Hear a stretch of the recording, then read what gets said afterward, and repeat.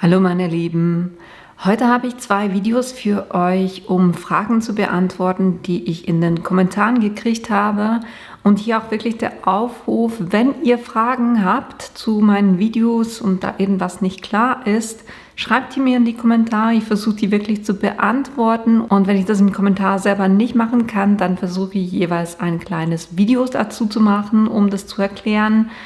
Und naja, es geht nicht um Phishing for Compliments bei diesen Kommentaren, sondern es geht halt wirklich darum zu verstehen, wo ihr noch Herausforderungen habt und weitere Unterstützung auch brauchen könntet.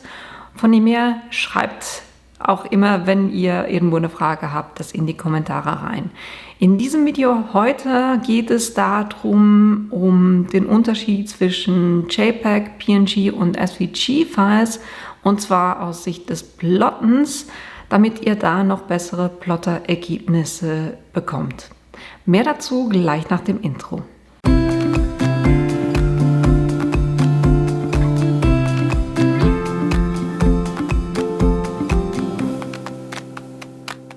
Heute werde ich über 3 Formate sprechen. Und zwar ist das einerseits ist es das JPEG oder IPG, wie manche es nennen. JPEG heißt Joint Photographic Expert Group. Man hat da irgendwann, weil die Endungen eigentlich immer 3 Buchstaben haben, hat man das irgendwann von JPEG auf IPG abgekürzt, aber per se Joint Photographic Expert Group. Was ist es? Es ist pixelbasiert, das heißt, man nennt es auch Rastergrafik. Es hat eigentlich von den 3 Formaten die geringste Qualität. Es hat auch immer einen Hintergrund, nicht so wie mit dem PNG. Und was auch etwas ist, je mehr ihr dieses JPEG-File kopiert, desto mehr verliert es an Qualität, weil es versucht immer quasi die Größe zu reduzieren, die es braucht, um das zu speichern, und dadurch verliert es auch immer wieder an Qualität. Die zweite Variante oder das zweite Format ist PNG. PNG heißt Portable Network Graphics. Auch das ist pixelbasiert, das heißt, auch das ist eine Rastergrafik, hat aber eine höhere Qualität als das JPEG, weil hier mehr Informationen gespeichert werden. Und was auch eine Eigenheit des PNGs ist, das heißt, das Bild wird ohne Hintergrund gespeichert. Ich zeige euch nachher, was ich damit genau meine, aber zuerst noch die dritte Variante, und das ist ein SVG-File, was eigentlich so das ist, was die beste Variante ist fürs Plotten. Weil SVG-Files sind vektorbasiert, also da werden die Linien gespeichert, das heißt, es ist eine Vektorgrafik. Eben die beste Variante fürs Plotten, und ihr könnt die Größe auch ohne Qualitätsverlust anpassen. Jetzt, was meine ich bei den ersten beiden, wenn ich sage pixelbasiert? Ich habe hier kurz einen Text geschrieben, ganz einfach einen Text eingefügt, und jetzt sieht es eigentlich ganz normal aus, also da könntet ihr jetzt noch nicht sagen, ob das pixelbasiert oder vektorbasiert ist. Wenn ich jetzt aber Folgendes mache, das heißt, ich verändere das massiv in der Größe, seht ihr, was passiert. Diese kleinen Vierecke ist genau das, was ein Raster basiert bedeutet, weil das Bild, was ihr habt, ist eigentlich aus ganz, ganz, ganz vielen kleinen Vierecken gemacht. Und dort, wo ihr den Rand habt, versucht es das so ein bisschen fürs Auge schöner und die Linien schöner zu machen, indem es hier anfängt, diese Vierecke auszugrauen, je weiter es an den Rand herausgeht. Und was euer Plotter-Bearbeitungsprogramm machen muss, wenn ihr so eine Datei verwenden wollt oder verwendet, es muss hier quasi herausfinden, wo denn die Linie sein könnte. Je nachdem, nach Qualität, weil wenn ich das jetzt speichere, dann wird es genauso exportiert. Das heißt, egal ob ich das größer oder kleiner mache, die Anzahl Pixel, das heißt die Anzahl Vierecke, verändert sich nicht. Das heißt, wenn ich ein Bild habe mit einer extrem schlechten Qualität und das versuche zu verwenden, dann besteht hier der Rand aus wenig Pixel und der Plotter hat oder das Plotterbearbeitungsprogramm hat extrem Mühe damit herauszufinden, ist jetzt das dunkelgrau, ist es schwarz eine Linie oder ist es dunkelgrau eine Linie, und daher kriegt ihr auch diese Ecken, wenn ihr versucht, so ein Bild quasi in ein Plotter-File umzuwandeln. Der Unterschied, JPEG und PNG sind beides pixelbasierte. Ein JPEG, wenn ich das jetzt ihr könnt ja hier das Ganze exportieren oder bereitstellen als JPEG oder als PNG. Das JPEG, wenn ich das jetzt speichere oder exportiere, dann habt ihr immer einen Hintergrund. Das heißt, das Weiß würde immer mitgeliefert. Beim PNG, wenn ich hier den Hintergrund ausmache, dann würde es effektiv nur diese Freunde-Schriftzug exportieren und keinen Hintergrund. Das seht ihr jeweils, wenn ihr Files anguckt und im Hintergrund diese Vierecke seht, dann wisst ihr, okay, das ist ein PNG-File.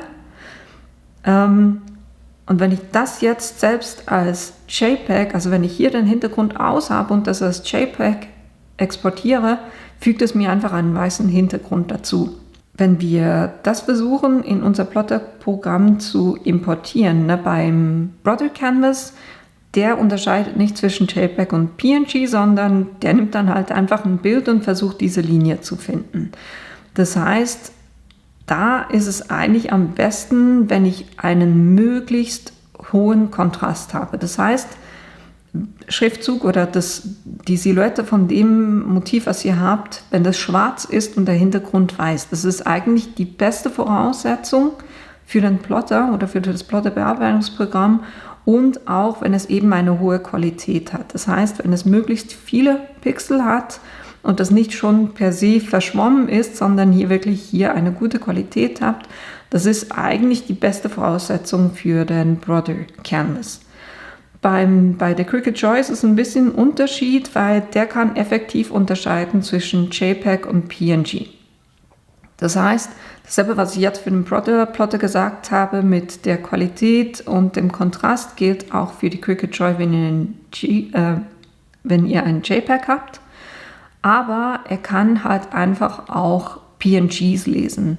Das heißt, wenn ihr mit der Cricut Joy arbeitet, guckt auf jeden Fall, wenn ihr nicht ein SVG zur Auswahl habt, sondern nur entweder JPEG oder PNG, dann entscheidet euch auf jeden Fall fürs PNG, weil er hat weniger Mühe damit. Der sieht dann halt einfach beim PNG, wenn er keinen Hintergrund hat, geht es für ihn einfacher, weil er kann dann einfach sagen, hat es Pixel oder hat es keine Pixel. Wenn es ein JPEG ist, macht er das gleiche wie der Plotter, das heißt, er sucht halt einfach, wo erkenne ich eine Linie. Die meisten Programme, eben wie hier jetzt Procreate oder auch Photoshop und viele andere Programme, arbeiten pixelbasiert, was eben für uns Plotterfreunde nicht so optimal ist. Wenn ich Dateien fürs Plotten brauche, dann arbeite ich in der Regel immer mit einem Programm, was vektorbasiert ist. Einerseits ist es zum Beispiel Adobe Illustrator, das ist aber eher ein Tool, das schon für Grafiker gedacht ist und eher ein bisschen komplex ist und man bezahlt das einfach auch dafür, und deshalb hatte ich euch ja mal das andere Programm, nämlich Vectornator, vorgestellt, und das ist auch ein Tool, was ihr wunderbar verwenden könnt, um Vektordateien zu machen oder SVG-Files zu machen für eure Plotter-Dateien. Ich gehe jetzt hier kurz hin und füge einen Text ein. Kurz ein bisschen die Arbeitsfläche kleiner machen. So, jetzt nochmal Text einfügen.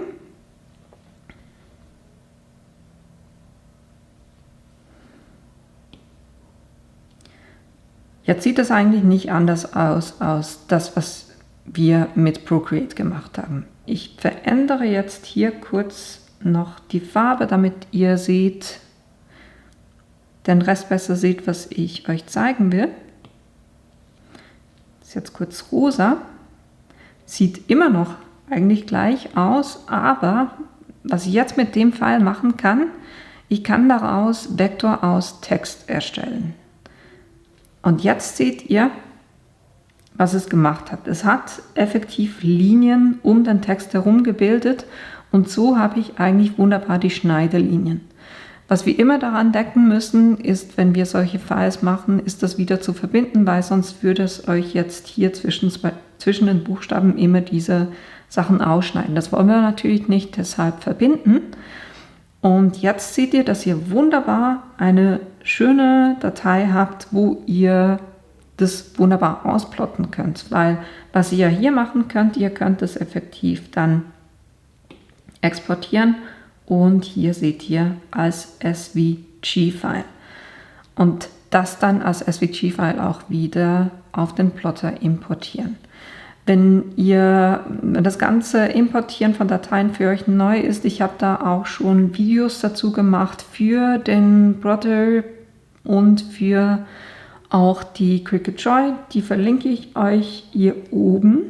Was auch das Positive ist, wenn ihr eben ein Vektorbild habt oder eine Vektordatei habt, ihr könnt es jetzt effektiv in der Größe verändern, wie ihr wollt. Das verliert nicht an Qualität, weil es das immer wieder neu berechnet, wo die Linien sein müssen. Also da könnt ihr echt das wunderbar mit dem arbeiten. Warum ich Texte? Ich könnte das jetzt einfach quasi auch einfach einen Text auf dem Plotter Canvas oder auf dem Cricut Design Space machen. Das wäre ja auch eine Möglichkeit. Warum ich das gerne in einem Tool mache, wo ich vektorbasierte Dateien erstellen kann, ist folgendes. Ich kann effektiv hier zum Beispiel, ihr werdet es dann in meinem Projekt fürs Wochenende auch sehen, dass ich genau diesen Schriftzug genommen habe. Und ich wollte aber nicht nur,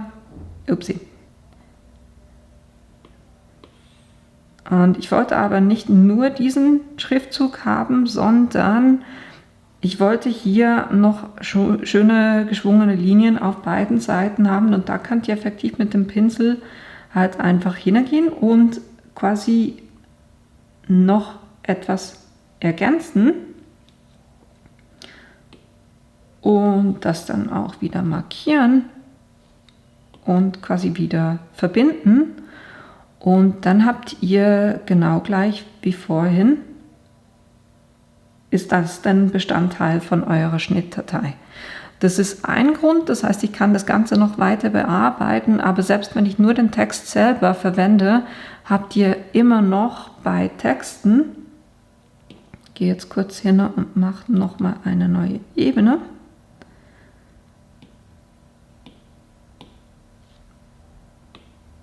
Gebe hier nochmal einen Text rein.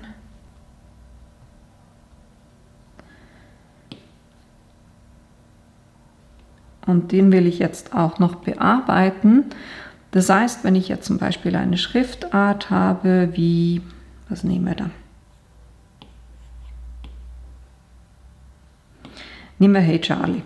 Hey Charlie ist, finde ich, ein super cooler Schriftzug, aber der ist immer so, wenn ich das versuche mit einem Plotter-Programm zu machen, dann ist der immer sehr stark zusammengepfercht. Und fürs Plotten ist es eigentlich fast besser, wenn der so ein bisschen auseinandergezogen ist. Und hier kann ich halt wunderbar mit der Laufweite zum Beispiel arbeiten. Ich habe halt einfach mehr Möglichkeiten, das Ganze zu bearbeiten, als das, was ich im Plotter-Programm drin machen kann. Deshalb bereite ich meine Files eigentlich gerne in solchen Tools vor und importiere die dann halt einfach als SVG-File und plotte das dann ganz einfach aus. Von dem her, das ist das, was ich euch heute erklären wollte. Ich hoffe, es beantwortet so die Fragen, die ich gekriegt habe. Wenn irgendwas daran noch nicht klar ist, dann schreibt mir das wie immer in die Kommentare rein. Ansonsten war es das für heute. Ich hoffe, das Video war hilfreich und beantwortet auch die Fragen, die ihr dazu hattet und natürlich auch, dass euch das Video gefallen hat. Wenn ihr meinen Kanal bis jetzt noch nicht abonniert habt, dann tut das doch bitte, weil das hilft mir tatsächlich auch. Und ich hoffe, wir sehen uns in einem meiner nächsten Videos wieder. Bis bald! Everyone wants to be swept up.